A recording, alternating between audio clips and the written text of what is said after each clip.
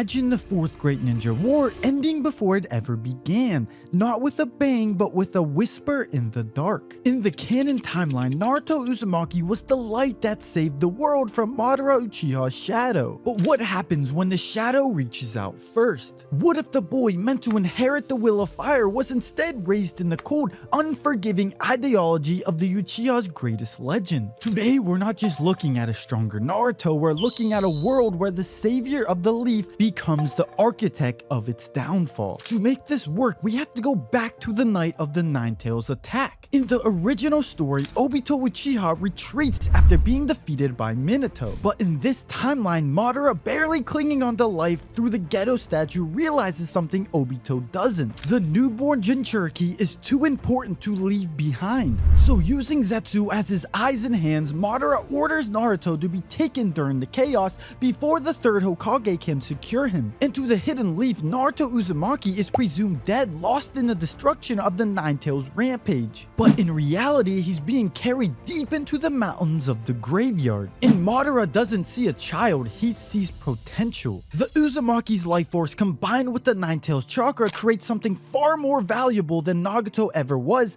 a vessel that doesn't break. Naruto's childhood in the dark isn't built on pain, it's built on absence. No ramen shops, no friendships, no laughter, just silence and purpose. Under Madara's influence, Naruto's personality doesn't explode outward, it collapses inward. He becomes disciplined, controlled, and calm, not because he's broken, but because he was never given a chance to be anything else. And Naruto doesn't see Madara as a villain, he sees him as the only person who never abandoned him. Madara doesn't train Naruto like a student, he refines him like a tool. Chakra control comes first, efficiency over emotion, and every moment has purpose. And instead of befriending the Nine Tails, Naruto learns to suppress it using Uzumaki's sealing techniques to force Kurama's chakra into submission. It's not a partnership, it's control. But even then, there are moments Naruto can't explain, small hesitations, instincts that don't align with what he's been taught. And for the first time, something doesn't feel like he has control. And years later, during the chunin exams, the world believes the Uzumaki bloodline is gone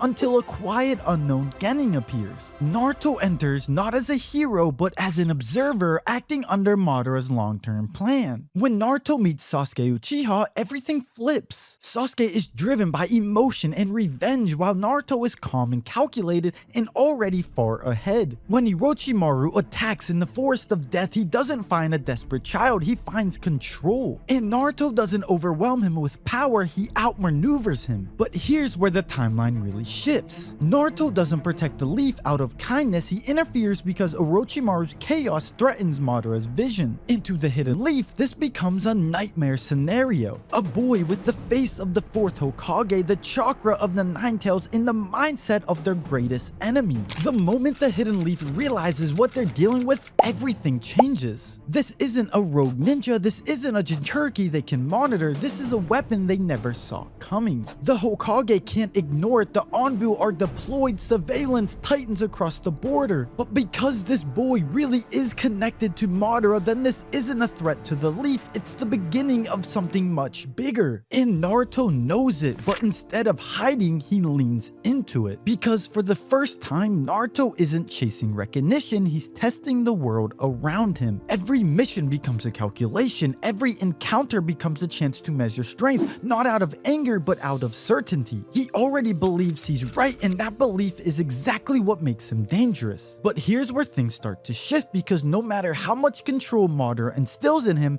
Naruto keeps running into something he can't fully suppress. And that being connections. Moments where he hesitates, moments where he doesn't finish the job as efficient as he should. And he doesn't understand why. Is it a weakness or is it something Madara never accounted for? Because if Naruto starts to question every single part of that ideology, then everything Madara built could begin to crack. Madara created the perfect weapon, but he may have left behind one flaw he couldn't erase. Under Madara, Naruto doesn't become flashy, he becomes precise. His growth focuses on three things: advanced chakra control, high-level sealing techniques, and controlled access to the Nine-Tails power. And instead of spamming shadow clones, Naruto uses them strategically, gathering information, setting traps, and controlling the battlefield. Also, his chakra cloak isn't wild, it's refined, stable, and weaponized. Madara doesn't turn Naruto into another Uchiha, he turns him into something far worse. A perfect fusion of the Uzumaki endurance and the controlled tail beast power. And by the time he reaches his teenage years, Naruto isn't trying to prove anything, he already knows where he stands. And that's exactly what makes him dangerous. Because Naruto doesn't hesitate, he doesn't question himself, and when the time finally comes, he doesn't resist Madara's plan. He helps complete it. The infinite Tsukunomi is cast and the world is finally silent. No more war, no more conflict, just